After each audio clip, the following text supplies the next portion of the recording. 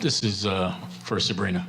Brian Lewis, New York Post. I'm curious, over here, from the first quarter where they seemed to kind of have a little bit of a good roll going, what in your mind changed, whether it was either tactically on your guys' part or maybe just physically hitting the boards better? What changed the game and what allowed you guys to change the game in your favor? Yeah, we got stops.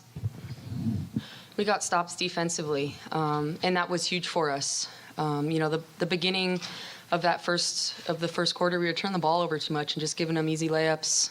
Weren't communicating well in our half-court defense, and we were able to settle down and figure it out. Once we got stops defensively, stopped fouling, made it really difficult for them to score one-on-one. We were able to run and get easier baskets in transition, continue to get us into our actions as we wanted to, and that was the main difference. Defensive intensity and rebounding is what really changed the game for us. Sab, that second half, you hit 6 threes, I think, of your 7, and just seemed to be in one of those zones, whipped the crowd into a frenzy. I mean, we talked before the game about how what it would feel like to get the first playoff win here in 8 years. Did it live up to that expectations, and what changed for you in that second half that the shots were just going in, and you were a big reason that you got the win? Yeah, I mean, in due time. I understand that I don't need to rush that part of my game. Continuing to just survey the floor. Everyone was playing well. B was coming down, shooting threes in transition. JJ was establishing herself inside, and I knew as everyone continued to play well, I'd have an opportunity to come down and knock down shots. And I was kind of just in that zone, locked in. The basket felt really big when I was shooting, and obviously to be able to win this first game at home is huge just for this crowd and what they meant, for us all season long, but also tonight. They were rowdy, they were electric, continued to give us the motivation that we needed, and we want to continue to play our best basketball when we're playing at home. Hello all, congrats on the win. My question is for Coach Brondello. Tonight there were 18 assists on 33 made baskets, which is a low percentage for this team, but still you managed to find ways to score. Benajah carries the team scoring in the first half. Sabrina sets a playoff record, 7 triples. So what'd you think of the way that the team was able to find alternate means of facilitation and scoring on a night when Washington was shutting down the passing lanes? Yeah, no, you have to adjust your game plan a little bit. I thought the pick and roll was good for us, but the penetration and then finding wide open looks. B started us off great, just getting downhill, attacking those closeouts, and then Sabrina closed it pretty good. So, we always talk about good to great. Yeah, we want high assists. We want to make great decisions, but it's not about the assists. It's more about the was it a great shot or not. And for the most part, I thought we did a really good job. And when we did move the ball, we got some. We had 12 threes.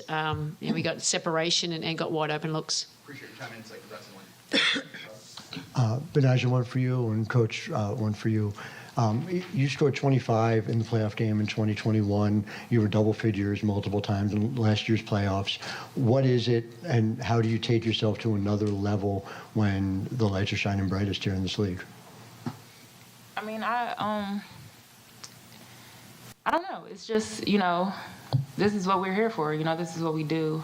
And for me, I mean, I know what's at stake, but I just try to be the best me that I can be, and come out, be aggressive. And I think that's all that there is to it. I know it's playoffs, but for me, it's a game to the next step for our goal. And Sandy, for you, what did you see from Myisha Hines-Allen on the other side of things? It was a season high from her.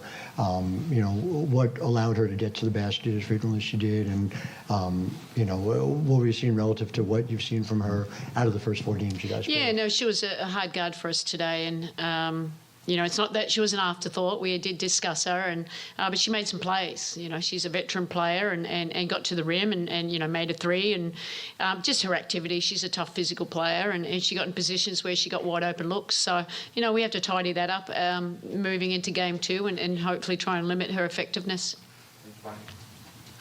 Sabrina, I think you set a record for greatest improvement as a three-point shooter from one season to the next, and you've had obviously a great three-point shooting season. How have you gone about taking that part of your game to another level since last year? Well, having other great players around me has just opened up that part of my game, and I went into the off season last year understanding that we were going to make some changes to this roster, and knowing that I can bring that, to this team. And so I put in a lot of work to be able to rely on my three-point shot, but also understanding that it opens up the floor for my teammates. And the more spacing that we can have, the more room for B to be able to drive and go downhill, and JJ to establish herself inside, Sluti to be able to do what she does. She is the one that really passes a lot of those, assists off my shooting, and, Stewie, the MVP player that she is. And so just understanding that whether I shoot it or not, it allows our team to just have a different look, and understanding how important that is. And, thankfully I was able to hit a couple tonight. Sandy, I'm curious how you thought B set the tone in the first half, and I mean, pretty much throughout the whole game, and just sort of why in a playoff situation does it matter to have a player like her? Yeah, it's massive. And B's been doing this for us all season long, and it keeps getting better and better. Going into the game, what you're going to get every single game. She's going to compete, She may not always score. She may score 20, she may have 10 and still have a fantastic game for us, because she sets the tone defensively. She is on Sykes tonight, who I think's, obviously a great player and a handful, but just her physicality. And then offensively, she's, three-point shooter. You can do a lot of things. She's a driver. She's a finisher. She's a, mid-range. She's got so much versatility to her game, and it puts a lot of pressure on the other team. It's another weapon for us when we obviously got so many players that can score at any given time. And Sabrina, for you, I saw the return of your good luck charm, and Mikal Bridges was back. What was it like to have him back, and also meet Malala and Billie Jean King? There were a lot of people here tonight.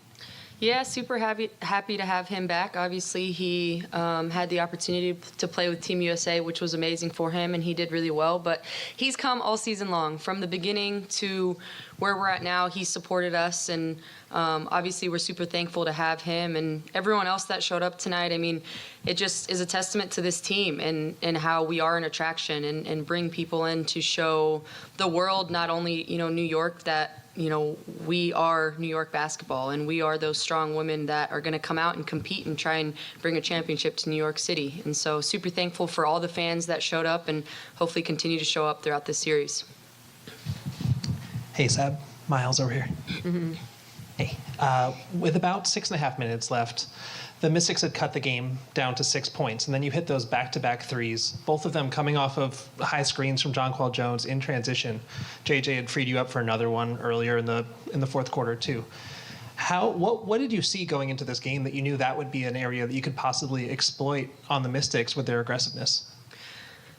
Yeah, just continuing to read defenses, and whether it doesn't work in the beginning, continue to stick with it. And JJ is such a great screener, because she's able to pop, or she's able to roll, and teams aren't sure how to defend that. And especially when we get into those actions really quickly off of stops, it puts defenses in a tough position, especially when we can get those screens high up on the floor. And so we're going to continue to find ways to, continue to get to the actions that we want, continue to move the ball, and get the ball in the right hands of who we need to score on that given opportunity and moment.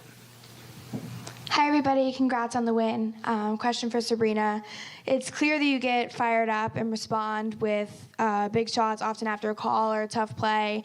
So without getting you fined, can you just talk about where that fire kind of comes from? And do we need to start calling you Playoff Sab? Let me not get fined, but I'd say some of those threes were for the refs. With all due respect. Hey, this one's for Sandy. What does it say about JJ to not only be able to post up and get 20 and 10 on the inside, but then you throw her on Elena Del Don in the second half? How much easier does that make your life as a coach? Yeah, it's really good when you've got options. And we said going into the game, we wanted to establish JJ down low, and we needed her to be really assertive on the block and getting the ball into her and the rebounding. But, defensively, we just thought it would be a good matchup and allowed Stewie to roam a little bit behind. And JJ, that was big. That really changed the game. And, the first quarter was like, oh, here we go, 120. They might get 120 here, but we knew we were going to get better defensively. And it's just a few little tweaks that helped us. And now it's just, refocus and get ready for game 2. Thanks. And then this one's for Benijah. Aside from more shot making in the second half. What did you change on defense in terms of, did you think it was more effort or more, I guess, effective communication on your end? Like all around? Yeah, as a team. Sorry.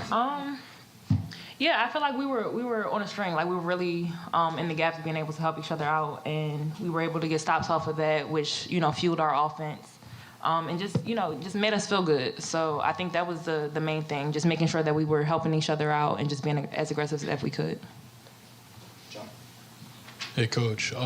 I just want you kind of talked about Stewie prior. Stewie didn't really shoot well tonight. However, she played a big part in the rebounding. You guys had 3 people almost in double digits in rebounding. I wanted to know how much emphasized was that prior going into the series? Yeah, I mean, I think we've become a great defensive rebounding team, offensive rebounding team. It's been a focus of ours. We think that's another way that we can, put our stamp on the game.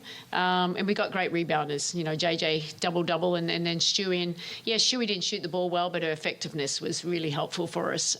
You can't take her out. Just her mobility, making people run and tiring them out. Length at the rim, I thought that was good, getting the rebounds.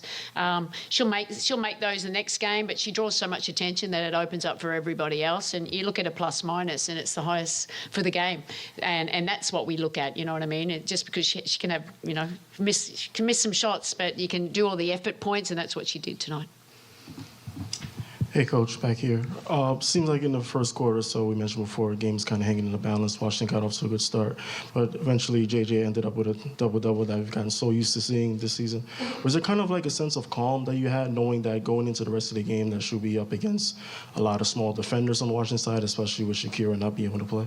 Yeah, no, definitely. If we can establish her down low and give it to her, we had the size advantage there, and JJ, and then it's up to her being assertive to the rim, and not just making sure that taking the ones at the rim and not the fadeaways, and being dominant there. So it is a luxury, and there was no panic. We allowed 29 points. It was more like, okay, we're giving them too many opens. Let's just lift up our intensity, a little bit more scramble defense, change a little bit of the matchups, and that worked well for us, because our defense is why we are where we are at this time, and we're a great offensive team. But once our defense took off, it allowed us to get on a winning streak, and we know it's going to be critical as we move forward.